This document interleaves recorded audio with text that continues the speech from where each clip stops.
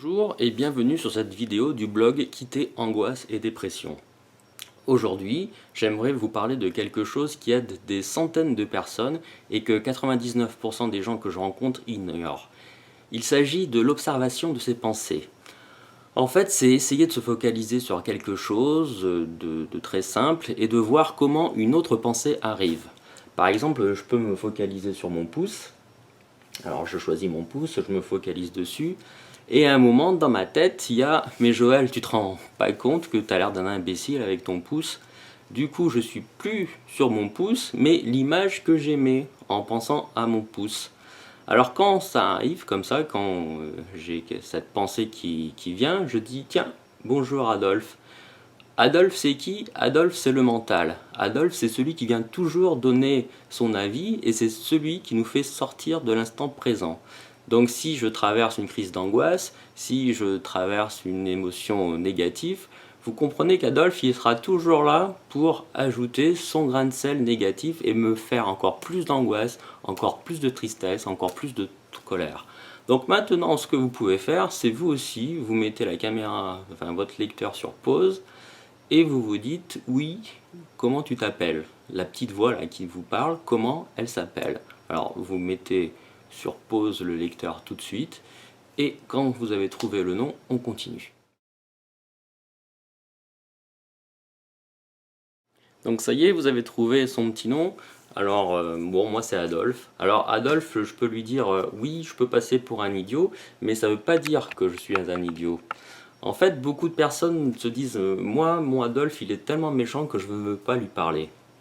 Il refuse de lui parler. Donc je peux comprendre, mais sachez que plus vous entendez ce qu'il vous dira, Adolphe, plus vous arriverez à lui faire taire. Vous arriverez à lui couper le sifflet. Vous arriverez à ne plus lui laisser avoir de l'emprise pour vous. En fait, quand on comprend qu'Adolphe, il n'y a que 10% de ce qu'il dit qui est vrai, on comprend que 90% de ce qu'il dira est faux.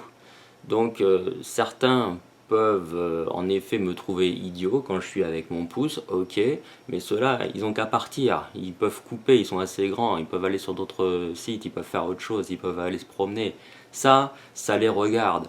Mais moi, si j'ai décidé de me focaliser sur mon pouce pour vivre l'instant présent, eh ben, ça ne veut pas dire que je suis nul, ça ne veut pas dire que je dérange, et encore moins que je dois avoir honte de faire ce que je fais. Là, le mental, lui, il est toujours dans ce dialogue-là. Il essaiera toujours de vous dire « tu fais une erreur, t'es trop nul, tu fais pas assez bien ». Et ça, mis bout à bout, c'est encore plus, encore plus, encore plus, encore plus de peine, encore plus d'angoisse, encore plus de colère, encore plus de tristesse, encore plus de ressenti de culpabilité. Et tout ça, il faut arrêter parce que on ne vit plus sa vie, on la subit. Et on subit ainsi la vie de son mental. Donc si je ne fais pas attention au dialogue qui se passe entre Adolphe et moi, en fait je me fabrique des choses, je me fabrique des angoisses, je me fabrique de la colère. Je commence à croire que je suis vraiment un imbécile. Ainsi, si quelqu'un m'embête, si quelqu'un me déclenche quelque chose, au lieu de dire non, stop, c'est juste quelque chose qui est déclenché en moi, je le vis à fond. J'arrive pas à prendre de la distance, j'arrive pas à observer ça, j'arrive pas à être moi-même. Donc la difficulté, elle est là. Vous comprenez l'idée? Donc l'idée, c'est on a su observer qu'on s'est mis en colère, on a su observer ce que Adolphe nous a dit, donc on a su prendre de la distance sur ce jugement qui est faux en général, en grande partie.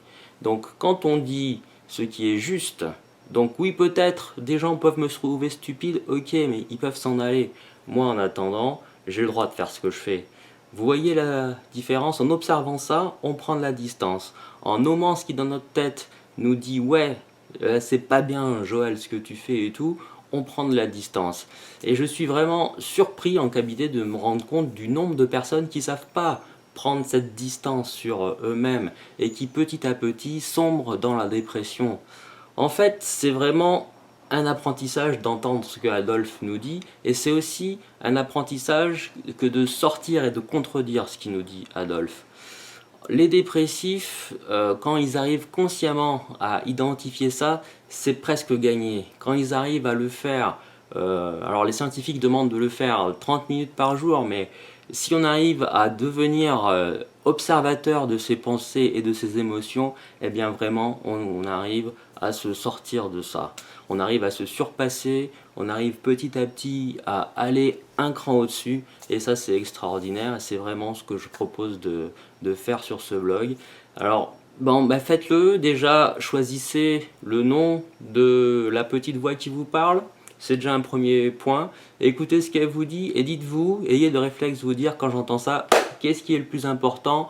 Le plus important c'est de se dire non, c'est faux à 90%, et le faux déjà je le rejette. Après ce qui est juste, eh ben ok, mais je peux passer par dessus et me transformer pour que ça change.